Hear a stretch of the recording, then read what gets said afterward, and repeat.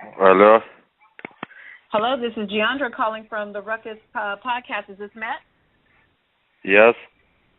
Hi, Matt Korobov. Thank you for joining us. For those of you who are listening, we are now joined by Matt Korobov, who is the number one ranked in the WBO for the middleweight title. He was supposed to be fighting Kid Chocolate. They were in talks, but the fight fell through. How are you doing, Matt? I'm sorry, we're calling you kind of late. It's kind of late over on your side, isn't it? Yeah, I'm on the bed already. I'm doing good. Thank you. I'm on the camp right now, so get ready for the fight. So the fight didn't set up yet against Billy Joe Saunders. Hope so is gonna be set up soon. So I'm just training, get ready. How disappointed were you when you found out what happened with Kid Chocolate, with Peter Quillin? I wasn't disappointed yet too much, it just doesn't make any sense for me, He lost the belt, he lost the good money, But I was expecting that will be a good fight, for him, for me, for the boxing, So, and I wasn't happy, exactly, but, things happen, and matter of fact, I just have to get this, and go through, forget this, and get ready for the next one, Why do you think do you think he was just ducking you? Why do you think he gave up this fight with you and left the belt?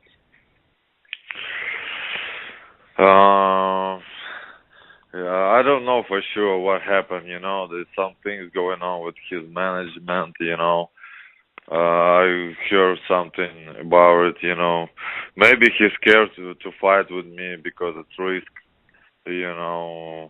for him too. But if you are the champion, you should defend your title anyway. Why you do this?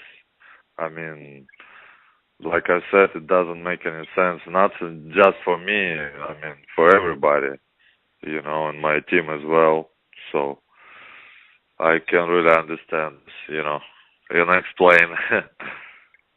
Mm-hmm. Ryan, do you have questions for Mr. Korobov?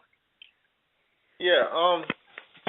When this fight with Billy Joe Saunders goes to purse bid, are you at all concerned with Top Rank's power to, get that fight, on home turf for you? I expect, yeah, and I want to fight here, but we'll see. It's gonna be tough. It should be, yeah, like you said, in the purse bid. Yeah, the Top Rank will be good for this, but what we can do, the WBO, so they're gonna have a meeting tomorrow, so we'll see. I just was on the phone with my manager like a couple hours ago, so we'll see. Everything's gonna know tomorrow. The purse bids on the Quillin fight, they were like $500,000 apart on each bid. Like, Top Rank had $500,000, Golden Boy had $1 million, and then Rock Nation had $1.5 million. 190, yeah. Right. So I don't think you're going to get $1.5 million bid this time. So, but it's going to be less for sure. Yeah. So I mean, that's got to be a disappointment. But your split will be better though, right? Because it's neither one of you is champion. So how do they have to split it? I guess they split it like 60 or 40 or that I'm thinking, 60 or 40 or 50 to 50. I mean, we'll see what happens if it's gonna be the first bid, Let's see what his WBO said about it. I don't know exactly. So hopefully it will be good, I expect it. How much of Billy Joe Saunders have you seen? I seen a lot. I saw him just today. Not just today. I seen him a week already, and before, I saw his last fight as well. Yeah. He's southpaw, so I know him well, I check every other guys too in the top 10, so I know them well. Ismail. Hey man, I wanted to ask you about your last fight. You got a cut from a headbutt early on in the fight, but you kind of used that. It seemed like it spurred you on, and you did better and ended up getting some knockdowns and sealing the fight. Talk a little bit about how you were able to deal with that without panicking like some fighters do. Yeah, that was actually first my cut in the fight, Yeah, I was like a little, not panic, but it was uncomfortable, Like there was a big cut, and I just focused on my things, on my work, and the corner was doing a good job, and for the eyes, but I was worried about it. How big is it, It's just natural. You just go and do it, no matter what, You have experience or whatever, and you just have to do this anyway, That's the fight. That's what you're fighting for, for some reason, and nothing can stop you, Right. Instead of have opponent. Yeah. I also wanted to ask you, as far as, when people look at the Quillin situation, some people have argued that he's just making a wise business decision for him. So in your perspective, if the situation were flipped, and let's say you had the potential to make more money on a different fight as opposed to fighting who may be the best challenger, would you go for that extra money, or would you go for the best possible fight or challenge for you? No, I'll go for the best challenge for me, It's still good money, but it's not about, like, only money, It's more like those you training for when you was a kid, and kind of that way. That was my dream, and if it would be a better challenge, I'd go with that, It's not about the money. But it's still, it's business, but no, not for me. I go with a good challenger. Mm-hmm. I mean, like I spoke with the other guy too. He asked me, like, if you will be like a Quillin, what you gonna do? I said, I'm accept the fight. I sign contract. Why you the champion? So you should like. Hello. Yes, we're here. Oh, we're here. Yeah.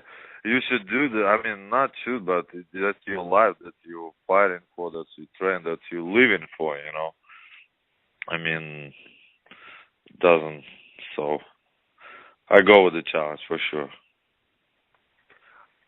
Mr. Brandon? Mr. Korobov, I have a question. Do you feel that, your promoter is Top Rank, do you feel that they're giving you the proper push that you need? They're in the middleweight division for people to recognize you, and you're going to be fighting for a vacant title. Do you think they're giving you the proper promotional push that they need to make you a star that you should be, an undefeated fighter at this point in your career? Yeah, I feel the same. Hello? Yeah, can you? Yeah, that was good, bad connection. I can't hear well, so can you repeat? I was saying, do you feel that Top Rank is doing a good enough job of pushing you and promoting you out there? Since you are an undefeated fighter, you're going to be fighting for a title. Do you think, that they could be maybe doing more, along with the purse bid? Maybe, maybe they can do something without it, but they better know how, and so I'm just a fighter, I know some things, but and I let them know what I want to do, so and right. it's always more, so it depends some situation, Okay. I have a question for you from one of our Twitter followers who are listening to the show. One of our followers, Ra Kale on Twitter, wants to know are you interested in a fight against Gennady Golovkin in the future? Yes, of course. I'm interested, so, and not just me, so I think if everything's going good, it's gonna happen maybe next year, some day, some months. I will be interested in fight against Gennady Golovkin. I know him. We know each other since amateurs, so he's a good fighter who's everybody knows, so we're good each other. So no problem with that. All right. Thank you. Go ahead, Ryan. Yeah, how was your amateur experience with Golovkin? I lost him in 2003. It was a world championship amateur in Thailand, Bangkok. Yeah, I lost the fight and the points, and he won the tournament. And the next year, he won he took the silver, bronze in the Olympics, so I wasn't go there. So that was my experience with him. Yeah, did you see anything then that, you think you can capitalize on now, which you couldn't back then? Yeah, from the side you can see more than inside the fight, maybe. Yeah, I'm already see something for me too, so I'm gonna keep that, and yeah, something, you can change something always, for sure. But okay. Okay. All right, thanks. Best of luck with your Thank WBO you. title shot. All right, I appreciate it. Thank you.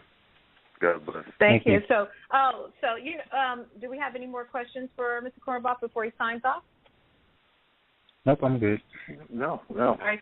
Well, thank Thanks, you very much. Thanks for questions. We'll be thank you for the question. Oh, thank you. Thank you for joining us. It's been a pleasure. Good luck. Good luck. Thank you. God bless you all, and good luck for everybody. Thank you.